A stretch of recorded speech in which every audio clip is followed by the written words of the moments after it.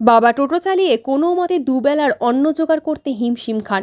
সকালে টোটো চালিয়ে বেরিয়ে বিকেলে কি খাবেন তা চিন্তা করতে হিমশিম খান।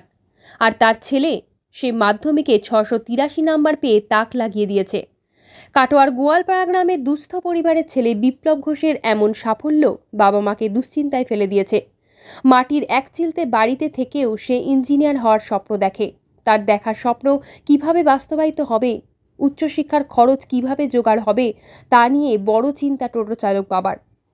কাটোয়া 1 নম্বর ব্লকের আলমপুর অঞ্চলের গোয়ালপাড়া গ্রামের ছেলে বিপ্লব ঘোষ আলমপুর হরিমোহন উচ্চ বিদ্যালয় থেকে এবার মাধ্যমিক পরীক্ষায় বসেছিল।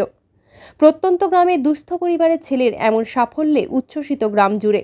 সে বাংলায় 94, ইংরেজিতে 96, অঙ্কে 100, ভৌতবিজ্ঞানে 99, জীবনবিজ্ঞানে 99, ইতিহাসে 96 আর ভূগোলে 99 নম্বর পেয়েছে। মাটির এক চিলতে ছোট্ট ঘরেই বিপ্লব ঘোষের সংসার।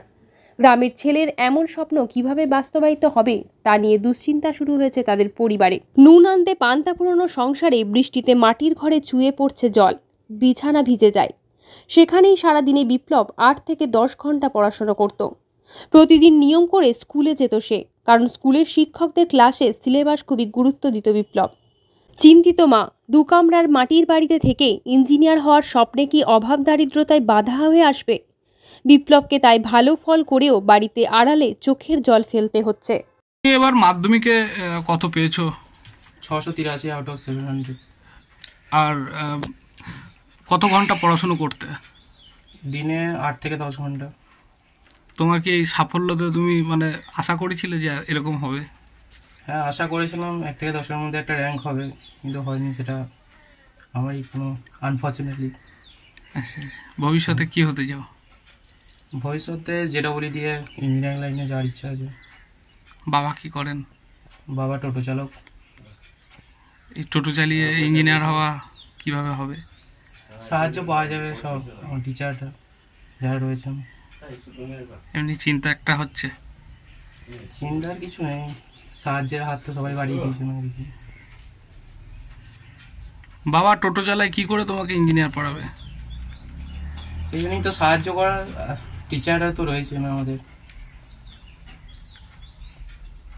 পড়াশোনার অবসরে কি করতে? পড়াশোনার অবসরে গল্প বই এসব পড়তে আমার ততটা ভালো লাগতো না। অল্প ম্যাথ, শর্টকাট যে ম্যাথ যেগুলো হয় সেগুলো প্র্যাকটিস করতাম। কি নাম তোমার? বিপ্লব ঘোষ। রেজাল্টে কেমন লাগছে? ভালোই তো লাগছে। ভয় হচ্ছে এবার? হ্যাঁ, হ্যাঁ তো হচ্ছে। ইঞ্জিনিয়ারিং নিয়ে চলে ইয়ে করবো, বলছি কী করে কী করবো। কেন হয়তো হচ্ছে কেন কী করে কী করবো, পড়াবো, ছেলের ইচ্ছা পূরণ করবো।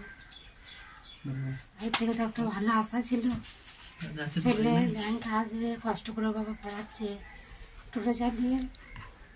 আমরা সবাই দেখবো একটু, খুব কষ্ট করে আমার বাবা পড়ায়। টোটোটা নিয়ে আর কিচ্ছু নেই আমাদের। সহযোগিতা পেলে তো ছেলের ইচ্ছা পূরণ হবে, সবাই মিলে যদি সহযোগিতা করে। কি নাম আপনার? আমার নাম তনুরানী ঘোষ।